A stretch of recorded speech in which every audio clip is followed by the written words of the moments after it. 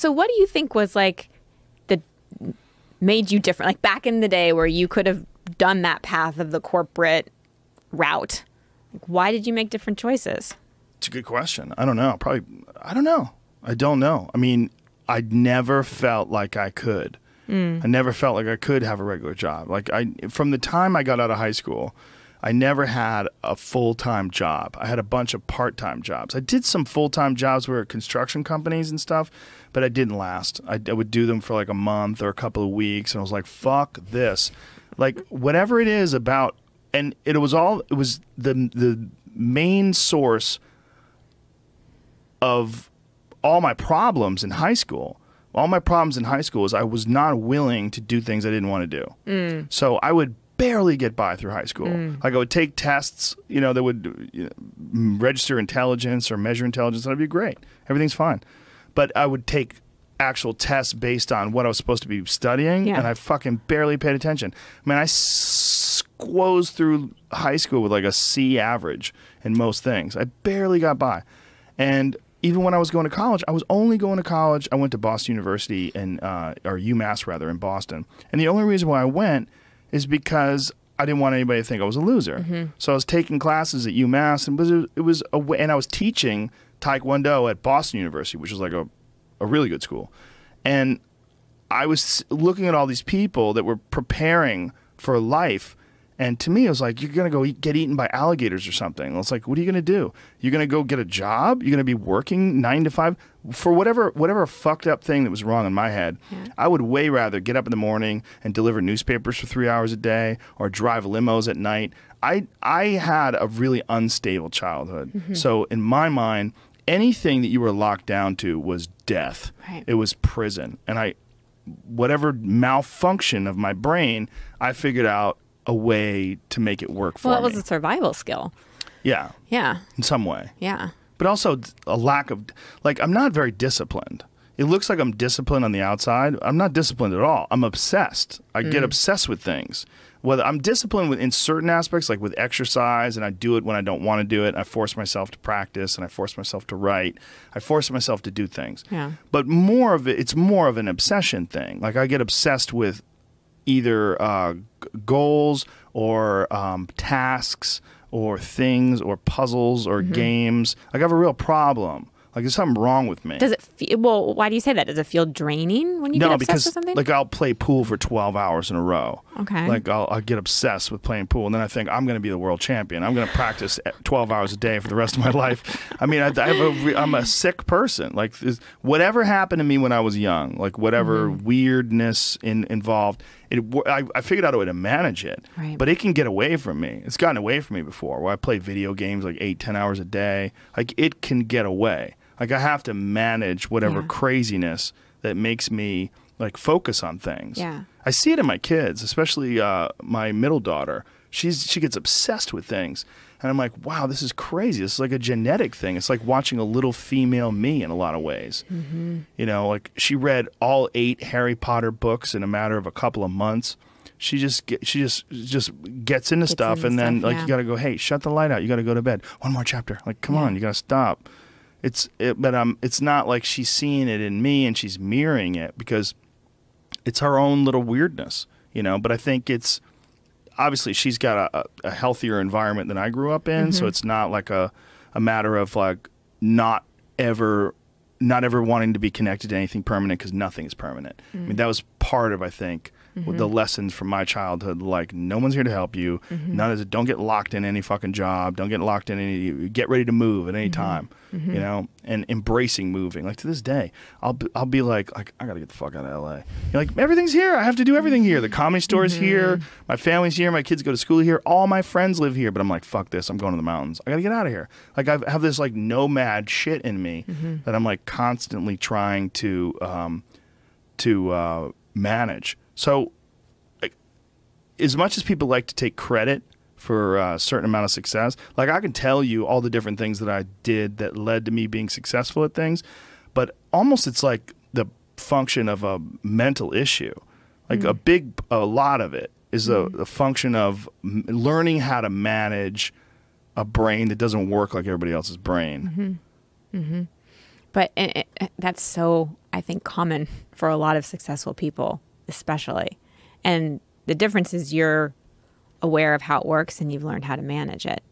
But that, that obsessive thing, in so many ways, it has gotten you a certain degree of success. And all of those things, survival skills, compensatory strategies, whatever they are, they have their positives. They have ways that they really help us. But then they have the ways that kind of torture us in a lot of ways. And I think growth is really about understanding what are the ways that this isn't doing me any good and how can I be mindful of it. And also, like, how do I know now that, like, that now is not then? Like, how do I, stop being activated by old experiences in my past and just have peace for where I am now and take those gifts from the obsession that's made you successful, but not have the parts that kind of torture you at the same time? Well, I don't feel tortured.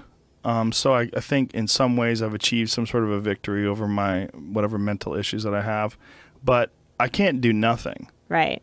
I don't have. That's the reason why I have 3 jobs. Like, I can't do if I do, and I have 3 jobs and a fucking ton of obsessions outside of those jobs. Martial arts, archery, reading and writing, and all sorts of other stuff on top of podcasting, doing the commentary for the UFC, doing stand-up comedy. Like, that's the only way I feel even. Yeah. And I can't have one thing that I count on either. Yeah. If I only had stand-up comedy, or I only had the UFC, if there's only one thing, or I only had podcasting, I'd be like, this is my, I would want to quit. Right. I'm like, I don't want to do this anymore. This is my fucking thing. I'm just going to be trapped doing this thing, talking into a fucking microphone out into space for the rest of my life. I don't even want to hear myself anymore. I got to quit. So whatever weird malfunction my brain has had, I've figured out a way over all the years of my life to manage it. But a lot of it's physical too. Managing my brain, a lot of it requires intense exercise. Like when I intensely exercise, then I can like, oh, whew, all right, it's gonna be all right. It's gonna be cool. But if I don't, it's like pent up. Yeah, it's like it's all built up, and then it's hard to enjoy things. Yeah, it's hard to just chill. Yeah, like I can't chill unless I earn it. Yeah, like it's probably a malfunction, but the illusion is that it's not. The illusion is that it's a discipline and that it's all choices, but that's really not the case. Maybe it's just you and how you operate. It's your operating system. Are you coaching me now? Is that what's going on here? No. Does it feel like I am? Yes, it does. Yeah, maybe it is me. I mean, I think people are... And that's not a bad thing. No. Like, that's, I think that back to the acceptance thing, there's a lot of ways I think we're supposed to be. And we look at other people and how they do their life or whatever, and we think that because we're acting this way, something must be wrong with us. But a lot of times there's not. This is just the way you operate. Yeah. You know what? Another thing that's interesting is when I was a kid, I was not very confident and also didn't like to talk to people. Really? I would get anxiety. I'd get anxiety if I had to talk, and I'd get anxiety if I had to like talk to a bank teller. Like if I had to wait in line to go to the bank teller, I'd start freaking out like on my way to the bank teller.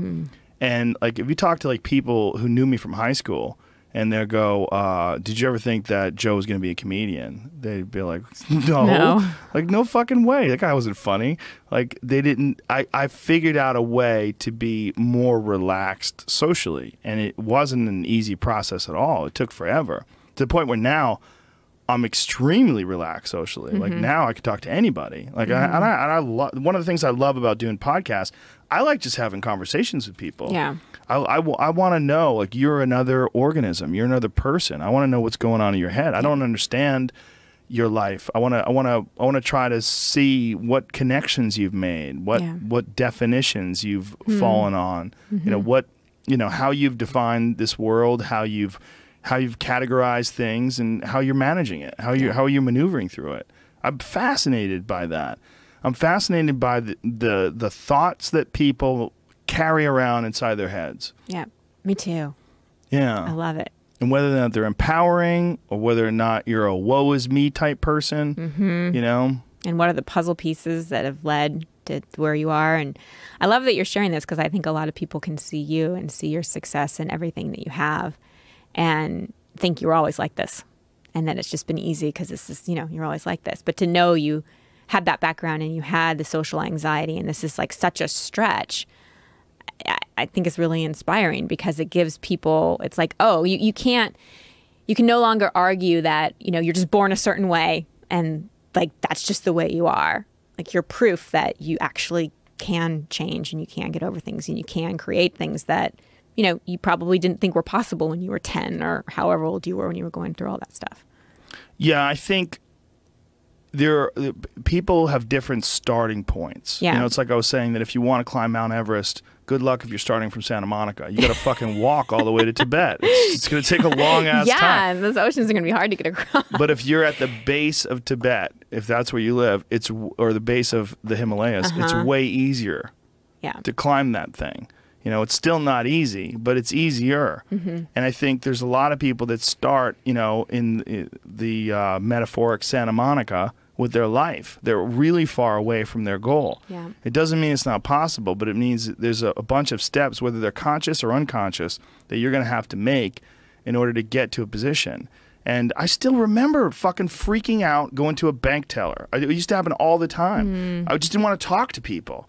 I was just in my own head, and I was super insecure, and I just could barely get through shit, And so what changed it? Just doing it over and over again? Martial arts was a big thing. The martial arts was the first thing that I ever did where I was good at it, where I didn't feel like a loser. It was like I was pretty good at art and drawing and painting yes, stuff? Huh. Yeah. And I wanted to be a comic book illustrator, and that was like a big focus of my life when I was younger. But I definitely took some sort of identity in the fact that I was good at that. And I liked the fact that people would say I was good at it and made me feel good. Yeah. But it was different than martial arts, because with martial arts, it was the first thing that I did where I felt like I could really be exceptional, like I could be really good. And then I realized that, first of all, I was gifted physically, and then also this crazy brain of mine, if I could point it to something, like I would work out at 3 o'clock in the morning because I knew nobody else would. I knew they weren't there.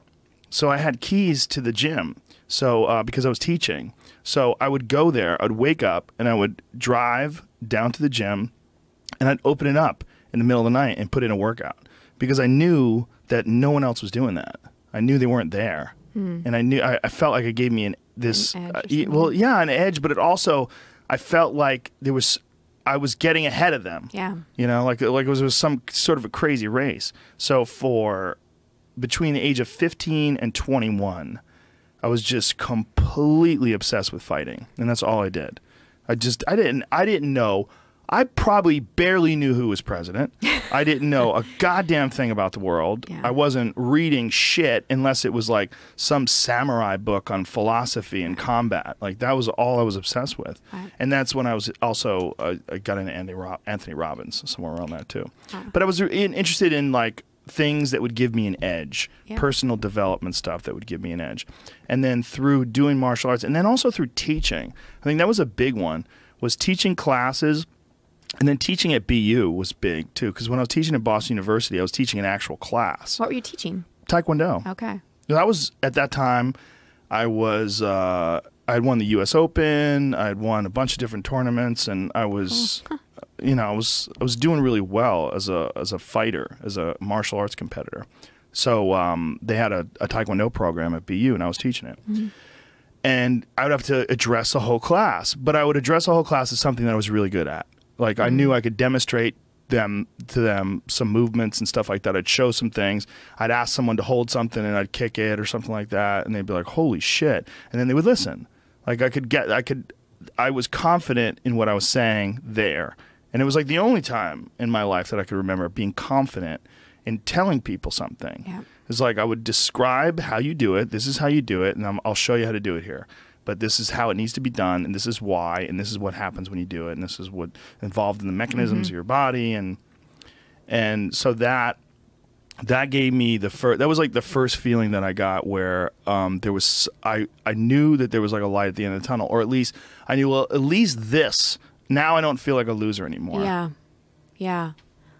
It gave you something to like like you said, be exceptional at. Yeah. And I think that's what gives us confidence, is feeling like we've somewhat mastered something, like somewhat really could understand something well enough to teach it. Yes. And yeah. without that, we're just chasing it, I think, and trying to get it through little things we do. And I think that's why a lot of people like go from career to career, job to job, or whatever, trying to find that little bit of, instead of sticking with something and like really focusing in on really studying it. And that's where I think the obsession actually served you in a lot of ways. I think for sure. And there's also an expression that I love to use, that martial arts are a vehicle for developing your human potential, because it's so difficult and it's so terrifying. And then the idea of competing and the physical consequences are so devastating if you get hit, that you can't half-ass it. You can't slack off. You have to really pursue this thing with an insanity, like an incredible intensity. And then through that, you realize, like, oh, I could do that. Yeah. And then from doing that, you kind of realize, well, what if I applied that to writing a book or doing that or learning how to do something else? And for me, it was stand-up comedy.